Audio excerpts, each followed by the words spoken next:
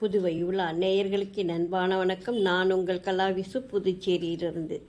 திருவள்ளுவர் நாள் விருது வழங்கும் விழா, பொற்கிழி வழங்கும் விழா புதுவை தமிழ்ச்சங்கத்தில் நடைபெற்றது.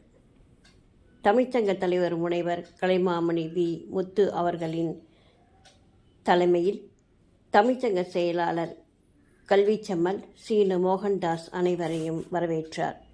துணைத் தலைவர் தமிழ்மாமணி ஆதிகேசவன், பொருளாளர் பாவலர் மு. அருள்செல்வம், துணைத் தலைவர் பாவலர் ப. திருநாவுக்கரசு, துணைச் செயலர் பாவலர் தி. தினகரன் ஆகியோர் முன்னிலை ஏற்க முனைவர் முத்து அறக்கட்டளை வழங்கும் திருவள்ளுவர் விருதினை கலைப்பண்பாட்டுத்துறை இயக்குனர் வே. கலியபெருமாள் அவர்கள் வழங்கி பாராட்டினார்கள்.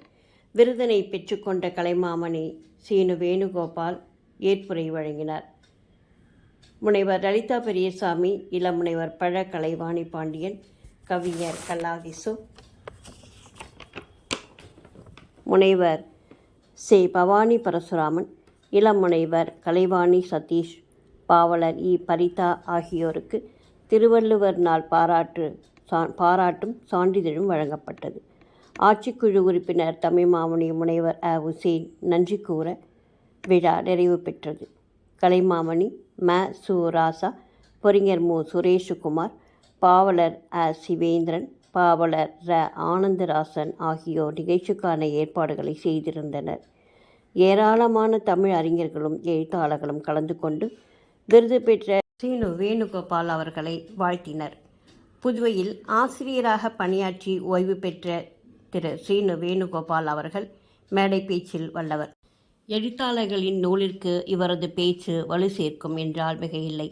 பட்டிமன்ற பேச்சாளர் என பல சிறப்புகள் இவருக்குண்டு. இவரது நாவன்மையால் பல நூல்கள் சிறப்பு பெற்றன.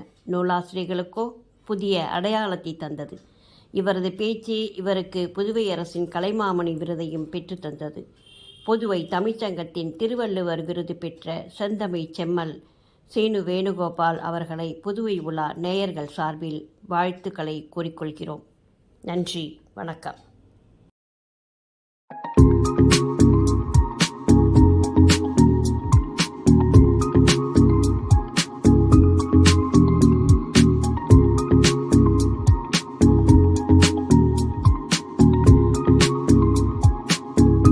கருத்தரங்கம், பட்டிமன்றம், விவாத மேடை, வழக்காடு மன்றம், திருநாள் போன்ற துறைகளில் உச்சம் தொட்ட இலக்கிய பேராளுமை 38 ஆண்டு கால சிறிய